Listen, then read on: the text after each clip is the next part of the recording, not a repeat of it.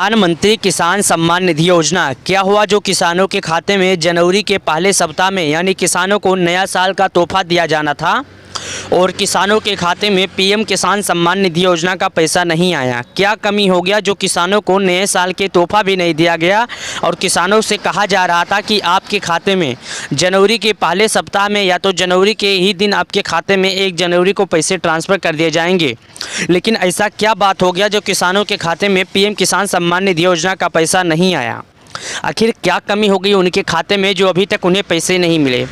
ये काफ़ी ज़्यादा सवाल उनके मन में उठ रहा है। आखिर क्या हमारे खाते में कुछ कमी हो गई है या हमें नहीं मिलेगा?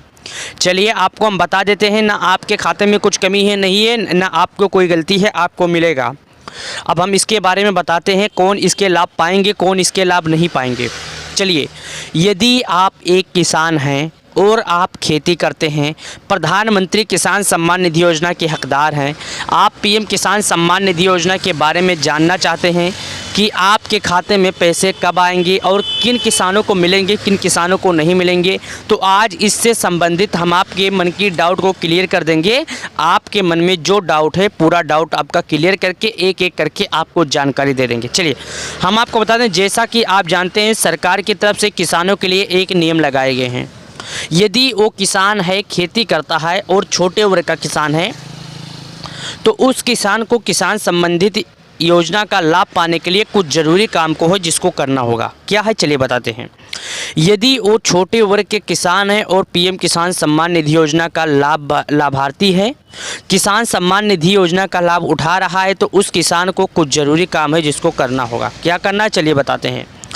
ऐसे में उस किसान को क्या करना होगा? पीएम किसान सम्मान निधि योजना का लाभ पाने के लिए उस किसान को अपना केवाईसी की प्रक्रिया पूर्ण करनी होगी।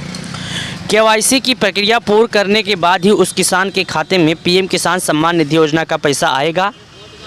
यदि वो किसान है, पीएम किसान सम्मान निधि योजना का लाभ पाना चाहता है, तो हम आपको बता दें सरकार की तरफ से ये नियम लगाए गए हैं कि पीएम किसान सम्मान निधि योजना का लाभ पाने वाले किसानों को केवाईसी की प्रक्रिया पूर्ण करनी होगी। बिना केवाईसी के किसान के खाते में पीएम किसान सम्मान निधि योजना का लाभ नहीं आएगा।